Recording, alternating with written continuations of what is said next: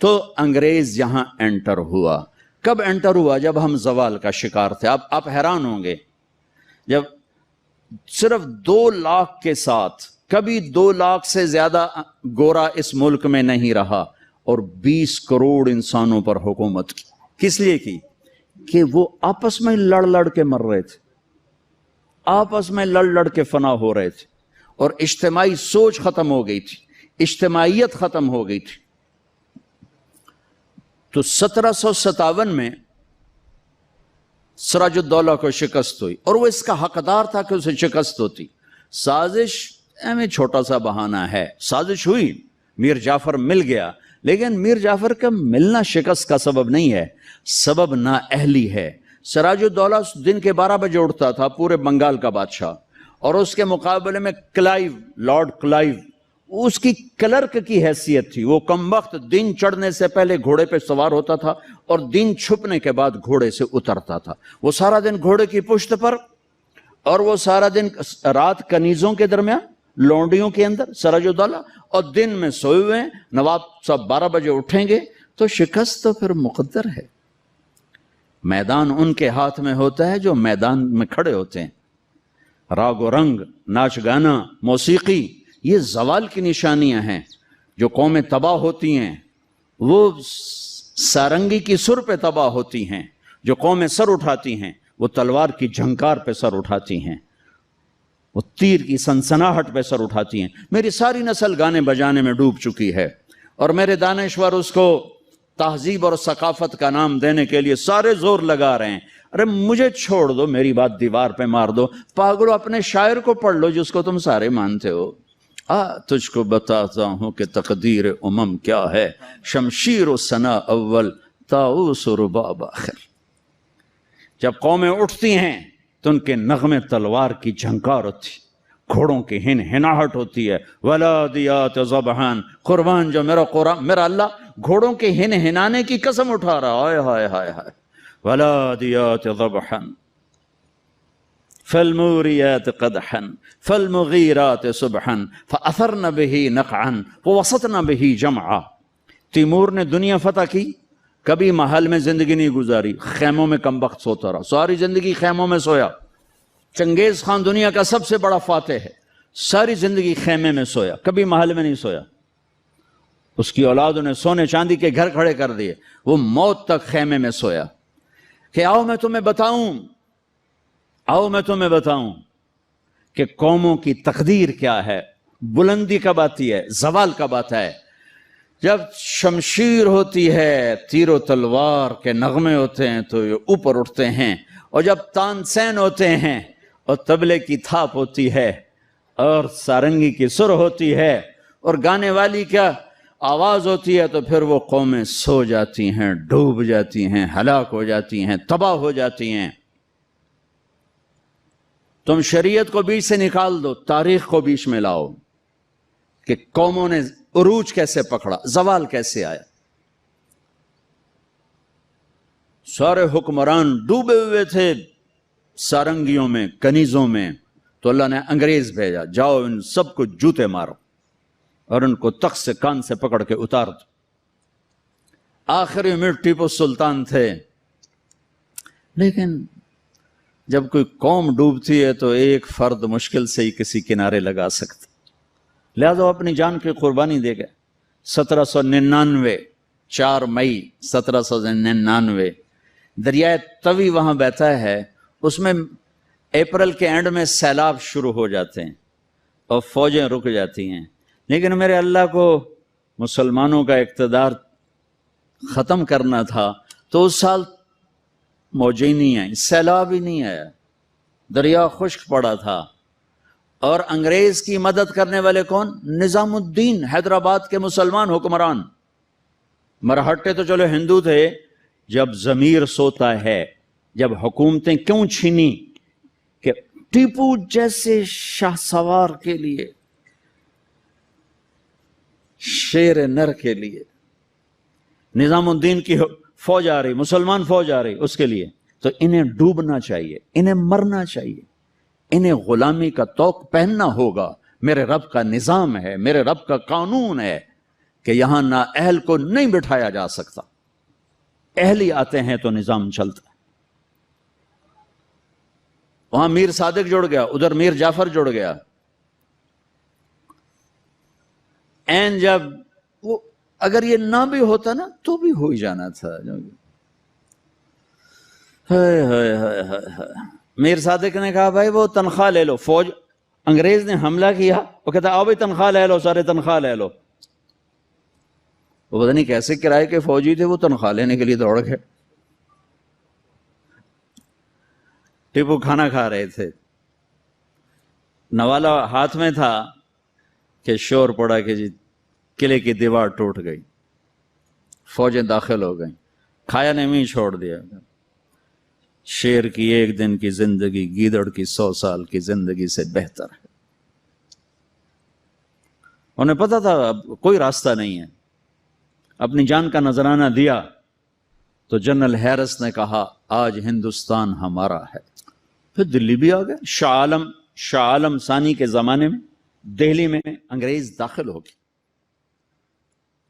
اور پھر بہادر شاہ ظفر جو 1857 کی جنگ آزادی، وہ ایک ایسے جیسے یہ ہمارا جلوس نہیں ہوتا، جلوس، ان جلوسوں نے کبھی کچھ کیا؟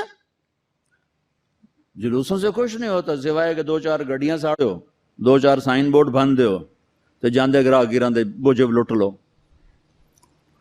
تو وہ ایک جلوس تھا، نہ کوئی نظم تھا، نہ کوئی ترتیب تھی۔ اور ظلم کا جواب ظلم نہیں ہوتا ہے۔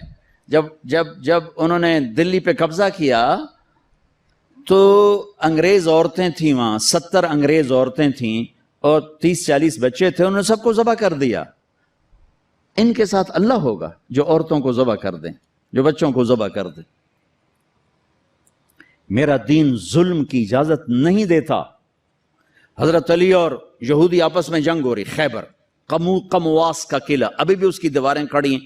میں پچھلے سال گیا تھا وہاں، اس کو دیکھا تھا جا کر، جہاں سے حضرت علی چڑھے، دروازہ توڑا سر، تو اس پر وار کرنے لگے، اس نے منہ پہ تھوک دیا، تلوار پیچھے کر لی، کہ چلو دوبارہ۔ کہنے لگے ہیں دوبارہ کیوں؟ مجھے قتل کیوں نہیں کیا؟ تو میرے اوپر چھا گیا تھا، کہ پہلے تو میں اللہ کے لیے قتل کر رہا تھا، جب تو نے میرے منہ پہ تھوکا تو مجھے غصہ آ گیا، مجھے ڈر لگا کہ تمہارا قتل میرے غصے کی وجہ سے کہیں نہ ہو، اللہ نہ ناراض ہو جائے، میں تمہیں اللہ کے لیے قتل کر رہا ہوں۔ اس نے کہا میاں مجھے کلمہ پڑھا دے، مجھے نہیں لڑنا۔ اور جب اسلامی لشکر جاتے تھے تو حکم ہوتا تھا کسی بچے کو نہیں قتل کرنا، کسی عورت کو نہیں قتل کرنا، کسی گرجے کے راہب پادری کو نہیں قتل کرنا، بوڑھوں کو نہیں قتل کرنا، درختوں کو آگ نہیں لگانی، درختوں کو نہیں کاٹنا۔ اس نے ناکام ہونا ہی تھا، لیکن اس میں مرزا الہی بخش، نجف خان، نواب شجاع الدولہ، یہ 3 آدمی اس میں ذریعہ بنے۔ لیکن وہ نہ بھی ذریعہ بنتے تو بھی وہ معاملہ 4 دن بعد پھر ہو جاتا، 4 دن پہلے 4 دن بعد ہوتا، لیکن ان کے ماتھے پر رسوائی کا داغ لگنا تھا، اور ان کی قبروں نے موت تک نحوست دیکھنی تھی، اور ان کی ہڈیوں نے نحوست دیکھنی تھی۔ تو مرزا الہی بخش، نواب شجاع الدولہ اور نجف خان، یہ انگریزوں سے مل کر انہوں نے راستہ بنایا، اور یوں 1857 پر آ کر مکمل زوال ہو گیا۔ اور پنجاب میں رنجیت سنگھ آ گیا، ایک گجران والے کا تھا، ڈاکو سے بادشاہ بن گیا، لیکن کم وقت اتنا کامیاب حکمران نکلا کہ انگریز آنکھ نہیں اٹھا سکے جب تک رنجیت سنگھ زندہ رہا۔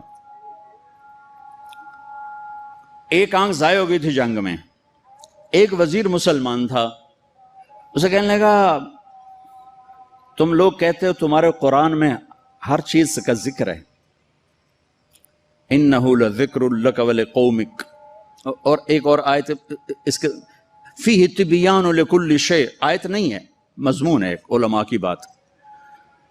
انہوں نے کہا جی، وہ کہنے لگا میرا نام کہاں ہے، میرا نام قرآن میں کہاں ہے؟ وہ کہنے لگا توڑا نام کیوں نہیں ہو سکتا قرآن اس؟ اسے کہ پھر توڑے علماء کیوں آنجن قرآن ہر شے؟ وہ چپ ہو گیا۔ شام کو اپنی محفل میں اس نے بات کی، تو وزیر کا مراسی بیٹھا تھا، انہوں نے کہا حضور تسی مینو لے جاؤ میں جواب دے ساں دا۔ اس جگہ اتنے علماء بول نہیں سکے، تو کتوں جواب دینا، تو میں لے تا جا، تو ویکھی میں کیویں جواب دینا۔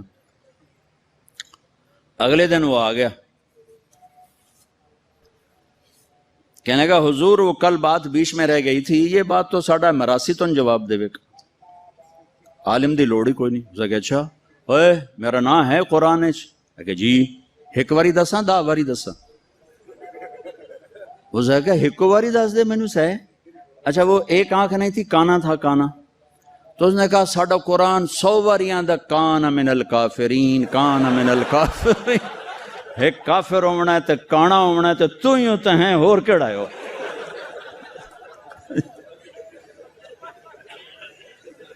1818 میں اس نے میرا ضلع ملتان فتح کیا، رنجیت سنگھ نے، مظفر خان کی حکومت تھی، وہ 5 بیٹوں سمیت شہید ہوئے۔ وہ خود بڑے عالی حکمران تھے، لیکن نہ عوام میں جان تھی نہ فوج میں جان تھی، صلاحیتیں ختم ہو چکی تھی، شہید ہو کے 5 بچوں سمیت شہید ہو کے۔ پھر اس کمبخت نے وہاں میرے علاقے میں 3 بازار حسن قائم کیے، ایک ملتان میں بنایا طوائفوں کا اڈا، ایک کیروڑ پکا میں بنایا، اور ایک میرے تلمبے شہر میں آیا، اور وہاں اس نے کوئی 1 مہینہ قیام کیا، چونکہ بہت خوبصورت جگہ تھی، دریائے راوی اس کو ہٹ کرتا ہوا گزرتا تھا، اور کھجوروں کے باغ تھے بڑے زبردست۔ ایک بازار حسن اس نے وہاں بنایا۔ پچھلے کوئی 8 سال سے میں نے وہاں جانا شروع کیا، ملنا شروع کیا۔ وہ بازار حسن اب ختم ہو چکا ہے، چند بچیاں رہ گئی ہیں جو مجھے پیغام دیتی ہیں ساڑی شادی کرا دیو، اسی توبہ کرنی ہے، ختم ہو گئی۔ کوئی فتوے نہیں دیے، ان کو محبت تھی، ان کو بیٹیاں کہا، ان کے سر پہ ہاتھ رکھے۔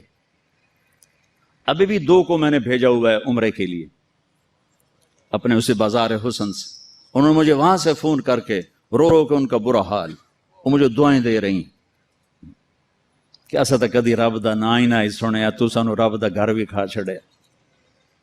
سب چند ایک وہ بیچاری روتی ہیں کہ ساڈے کول ہور پیشہ کوئی نہیں تھا، عزت دیون واسطے تیار کوئی نہیں۔ میں تو جب سے طوائفوں سے ملا ہوں مجھے طوائفیں مظلوم نظر آئی ہیں، اور انہیں نچانے والے ظالم نظر آئے ہیں، ان کے جسموں سے کھیلنے والے درندے ہیں، انہیں گھنگرو پہنا کے نچانے والے بھیڑی اور درندہ نما انسان ہیں۔ وہ تو مظلومیت کی ایک عجیب داستان ہے۔ کون عورت ہے جو روزانہ کسی کے لیے تیار ہو؟ کس عورت کی فطرت ہے کہ وہ ہزاروں ہوسناک نظروں کے سامنے ناچے اور گھنگرو باندھے؟ وہ سٹیج پر ان کا گھنگرو چھنکتا ہے اور تنہائی میں ان کی آنکھیں چھلکتی۔ لیکن میرے دیس کے مالداروں کا ظلم ہے کہ وہ انہیں نچانے کے لیے تو تیار ہیں، انہیں چادر پہنانے کے لیے تیار نہیں ہیں۔ میں زمینداروں کا بیٹا ہوں، میں نے سب اپنی آنکھوں سے دیکھا۔ ہاں، مالداروں کی ہوس کا نشانہ بننے والی طوائف ہو گئی، اور مالدار چودھری صاحب بھی رہا، کوئی دامن پہ داغ ہی نہیں۔ میاں صاحب کا میاں صاحب رہا، شیخ صاحب کا شیخ صاحب رہا، افسر کا افسر رہا، اور اس کے ماتھے پہ طوائف کا داغ لگا جو موت بھی نہ دھو سکی۔